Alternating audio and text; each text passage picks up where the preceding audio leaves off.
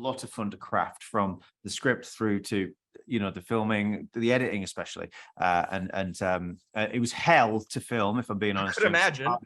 Done. It was like every day was horrible. So we'd get up, we'd drive like half an hour into the desert, and then we'd get out at the base of this mountain, get onto these little cart trucks, and they go brrr.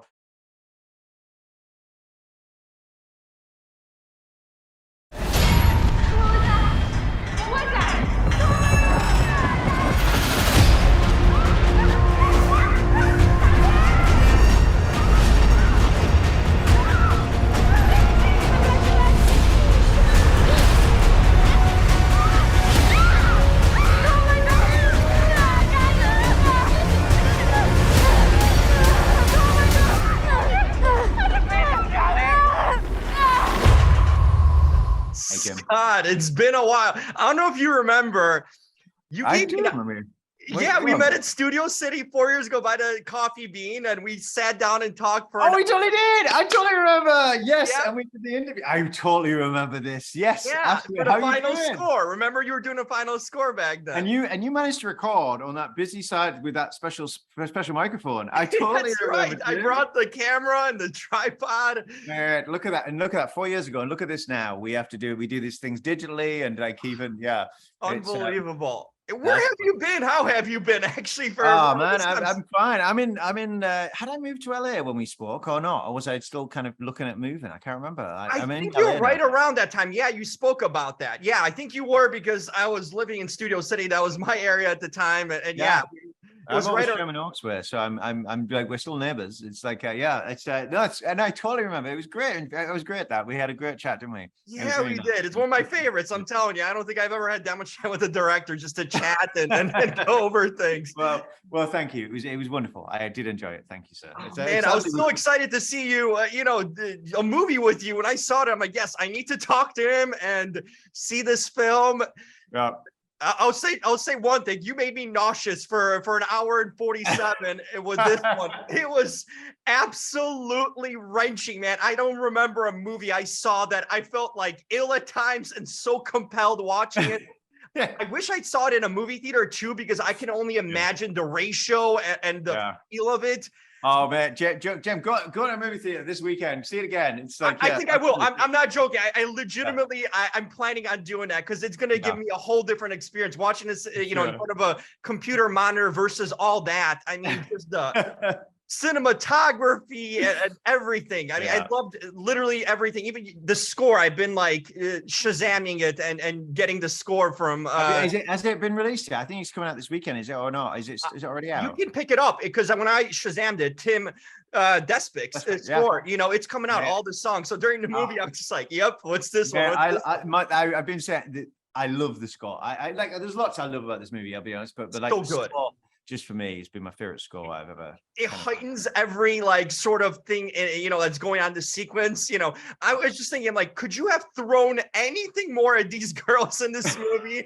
Like, you threw the kitchen sink, you threw the tub, you threw the washer, everything at them. That's funny. No, I think we kind of truly explored as many things and many elements as possible, right? So. But it was also like kind of a fun challenge, because they're kind of limited, stuck on this thing, and it's like, what do they do? How do they do it? All that kind of play. And it was myself and Jono who wrote Final Score, actually. And it came about, funnily enough, Jim, this came about when we were shooting Final Score. Really? We were on the rooftop at the stadium. Yeah, I know. Remember, you were talking the big stadium you guys were filming. Yeah, do you remember when we were doing that kind of stunt with Batista on a motorcycle? And basically, it wasn't the stunt that was freaking us out. It was the fact we had to stand on this small space with like an 8-story drop next to us. And we got talking about like how height is used in sequences in movies, but no one's really made a movie about it. And that was the kernel of the idea, really. And then and we, and it kind of developed from there. It's one of those things we kind of put in the back, and then kind of brought it back out when we thought experiential. Let's try and make something cinematic and kind of make a theme park ride, really, of this kind of experience was what we kind of set out to do. So that's great. I remember you telling me the story shooting that thing with Dave, how difficult it was. That was it's hard. It's hard to have it transpire into a movie. Wow. It's funny how these things, it's so funny. What joining the dots, baby. It's great, isn't it?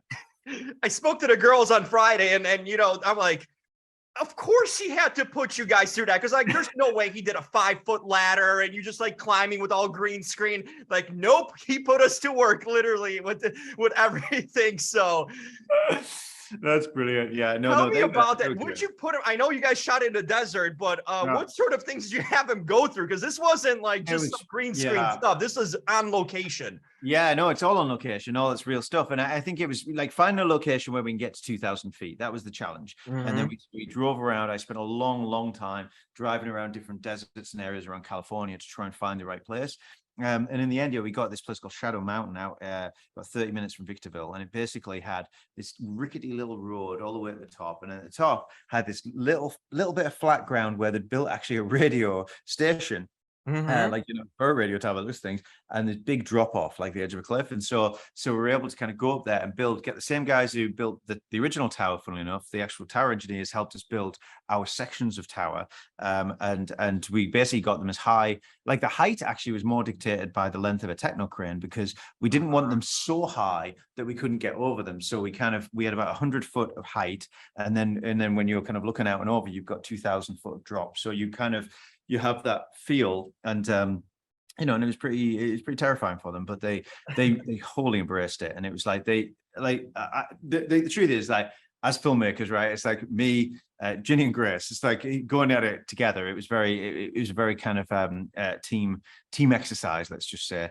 And they went at it completely, like very daring, and really kind of, it made the movie, in my opinion. They nailed it. I mean, even just the chemistry, it's basically them two in the whole movie, you know, just Yeah. one. I love how they became such good friends too. They're like sisters basically now. They totally are. Did you interview them together? Because they kind of I got them together, right? and it was just like this chemistry off screen that you could tell that they vibed and connected. They absolutely did, and I think they and that was the thing that for me, when they did the chemistry test, I was like, I was just blown away by how alive and how real that relationship felt, and everything around it. So it was it was great. It was wonderful to see. And it immediately, like, I remember just being nervous in case they didn't take the part when we were offered the part. And it was, I was so grateful. And they just have had, honestly, they didn't complain once. Like, the whole thing and all the things that happened on this film, they didn't complain about anything. And I you know, which is unbelievable, really. And yeah, that's really great that they carried this movie in so many ways too. Like, I was just going to ask you, went into it about the casting. Like, I thought about, like, whoa, if you cast one over someone else, just switch a dynamic, it probably would have been a different movie too, you know? Yeah, it totally would. And I think you kind of like, and you know, actually, truth be told, I tried a bunch of different switch arounds. I think I might have even tried to read with Grace playing Hunter and Beck and Ginny playing Becky at one point, just to kind of just flip them up, just to see. But I did that with I got it down to about 10 different actresses that I tried a bunch of variety chemistries, and so actually Ginny and Grace tried with other people too. It was a bit of a mix up, but yeah, for those two, it just clicked. It was just clear that was the best. You know, it just felt real, and that was essential to kind of, you know, for this film. It was absolutely essential. Yeah, no, it worked. It worked for sure. I'm like, they carry the film. They have great chemistry. Then seeing him live and talking to him, you know, it's like, it just makes sense. You can see it in person. Totally, you know, it's one of. It's weird, you know. The other thing that I noticed was when I saw them on the weekend. I was used to being up that tower and them looking like crap, and then I see them all. You made them look like crap for sure. The sunspots. I mean, the makeup. Honestly, just like horrific. Completely Horrific makeup. Yeah, amazing makeup, but horrific. And also, like, in terms of just not being worried about that, you know what I mean? Like, not being self-conscious on it. It was unbelievable, and they just went for it, and they just kind of shed right back into kind of raw performance and completely nailed it. So I'm eternally grateful. I'm a big fan of them now. Even after this, I'm like, I can't wait to see him in other things too. You know, discover absolutely. Great talent. You know, it's awesome. Yeah, there is. There absolutely is. So I've obviously read and heard about the switcheroo. You had to do some editing on this movie. I'll tell you what, I wouldn't have known. I wouldn't have known. I don't think anyone can. I don't think you can. Seamless. No, and it's like, and even like the swearing. I do wonder if you're going to put a DVD version, maybe like uncut version or not.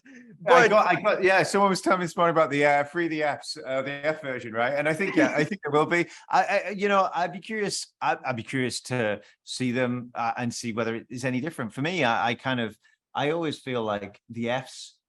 The problem is, like, I think you retreat to them instinctively Mhm. when as a reaction, and so we picked up a lot just because the girls were so high up going through all this nonsense. Imagine. They ended up, they just ended up saying it a lot. And I think when you're writing the script, I always have the adage in my own head that like if you're writing F, it's kind of like you haven't thought about how to write better in a sense. It's a bit too easy to. True. And so actually, so there's a kind of converse thing. But no, it was, we really kind of thrashed it in terms of making sure that we didn't damage the movie. That was the one condition of doing it this way. And it ended up being, and for me, it ended up. I didn't notice it. Honestly, had I Yeah. not known about this already, I wouldn't have picked it up Yeah. because there's so much action going on. Like you don't Oh. even like any natural reaction. You don't know what these people would react in such a situation to. Maybe you just don't swear at that point because Yeah. it's not worth it. It's but- funny, yeah, it's totally funny. I actually think it's a lot to do with the performance. I think because you don't touch the performance, it's kind of like, and then that's still there. I think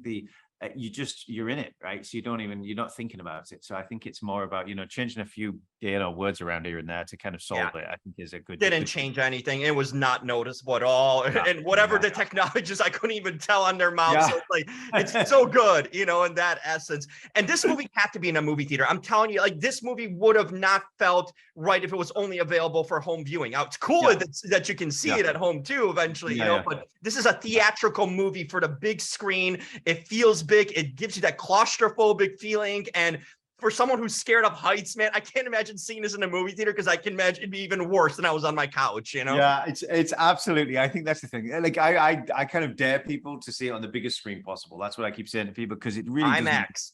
Yeah, see it like huge. Like we shot it for that vertical format to really get the size and scale, and it was like I would totally encourage biggest screen you can, and also like the immersion of the sound. Like not only Tim's soundtrack. Oh yeah. And by the way, if I were you, I'd sit down with him and talk to him because he is this hugely talented, like as a storyteller filmmaker, he is tapped in so much. But he, making the soundtrack and having, in a way, we had to kind of approach it in the right way, where the sound design to bring the tower to life and everything in terms of the atmosphere and the lack of starkness, sometimes no sound. Right. We had to kind of balance that against the room for the music and the score. So we knew we were dealing with kind of this frequency range for this, and then we kind of gave space, and Tim operated and purposefully stayed in a certain kind of space. But they marry beautifully, and I think that the sound designers, the composer, the editing overall, and cinematography, all world class. And I think it is blessed to get those guys, loving the project and doing it the way they did it. So yeah, credit to you. You guys found a heck of a crew all around because this movie, it takes a lot to make this feel real. Like when you're watching something at home and you're getting like shivers and I'm getting goosebumps watching it, like you're feeling the moment. It was almost, you might as well put me up there because I'm already well, good. That's what it's meant to make you feel like. Absolutely. That's the thing, Jim. It's like you totally, that's, and going psychologically into it. If you go back to like where it started, the idea of us, like us looking at that height and saying, why do we feel scared? We also like looked into things like Free Solo was a big influence in terms of watching that documentary, right? Good one. Yeah, I've seen that. Like, so, and it's kind of, that gets you on a personal level, but then also like watching like YouTube clips and things like that of people doing stupid stuff, which is horrible to watch. But there's a reason, I think, why that affects us so much and why it kind of makes us feel that vertical like feeling. And we try to like learn lessons from that. Really, is like, why does it make you feel that way? And I think it all comes down to the reality of being there and capturing that reality and not being too polished around the edges and letting it be what it is. And that is what we really try to get on screen. And I think it's, for definite, it was accentuating everything towards an experience like that and trying to kind of capture it and then make the most from that, really. And I love that you guys didn't give away constantly the height of it. You kind of zeroed in on him and had close shots on him. But when you did, it's like, whoa, it scares you, it jumps you, makes you jump back. It's like, it's not, you forget about it for a second when they're having dialogue, talking, and then you pull away, get a long shot or wide shot or zoom down. And it's like, holy shit, Yeah, it's getting that balance right. And it's hard. It was hard I'll be honest, like getting that balance right was hard because you want it to feel from their experience like them trapped on that tower. So there was elements where you want to kind of stay in the moment and not kind of go out wide and not release from it. So it was a bit of it was a little orchestrated dance there, but it was a lot of fun. And it was a lot of fun. Truthfully, it was a lot of fun to craft from the script through to the filming, the editing especially, and it was hell to film, if I'm being honest. I could imagine. done. It was like, yeah, like every day was horrible. So we'd get up, we'd drive like half an hour into the desert, and then we'd get out at the base of this mountain, get onto these little cart trucks, and they go, and they'll drive it all the way at the top. And then you're just on this exposed mountaintop, like with wasps and fucking sand and all kinds of shit. Yeah, the real life nature you get into, you know what I mean? Honestly, the real life stuff. Yeah. It was Bear Grylls. It was like, yeah, so we went through that. But again, like Ginny and Grace, they just held spirits high, and they were brilliant. And that they made all the difference. And so then, you know, and the fact we were able to kind of film through it in the way we did, like by putting them up there, they were kind of up there the whole day. We film everything, and then it's kind of a case of, you know, getting through a lot of material once we're in position. So it was really, yeah, it was a different experience altogether, but great, really, in the end. Yeah, you need tough actors to be able to handle that too, and the weather conditions and all that. Well, all that throws you in a way. Once you're in a desert, you're in that territory. You know what I mean? Yeah, it takes over your set, not the set. You're 100%. You're 100% right, by the way, Jim. And in the end, we had to like lean into it, like lean into the like we start to try fight it, but it didn't work out. It was like, okay, we are failing if we're going to fight the elements. Let's just shoot whilst it's like this. Let's just shoot whilst it's like this. And that kind of painting of just grabbing what we can and just getting it in camera was really key for us to kind of get it done. So it was, yeah, we went with the elements, and they fed us the goods in the end. Man, I'm so happy to connect with you. So happy to see your work again. I know we're short on time, but I need to. I know we don't have an hour. We don't have time this time. That's the downside. We're used to like 45 minutes more, you know. So yeah, that's exactly. Yeah. It's hopefully I can get you again soon. That would be great. No, it's lovely to see you, Jim. I'm glad you're well, and I like your I like your backdrop. That's very good. I had to try something creative, you know. It's brilliant. All right, Scott, love the movie. I'm gonna go see it in the theaters too, and can't wait. I'll let you know what I thought about it on the big screen too. Yeah, I love it. And let me know. That'd be great. Excellent. All right, absolutely. Jim. Take care, buddy. Talk soon. Thank you. Thanks, man. Bye.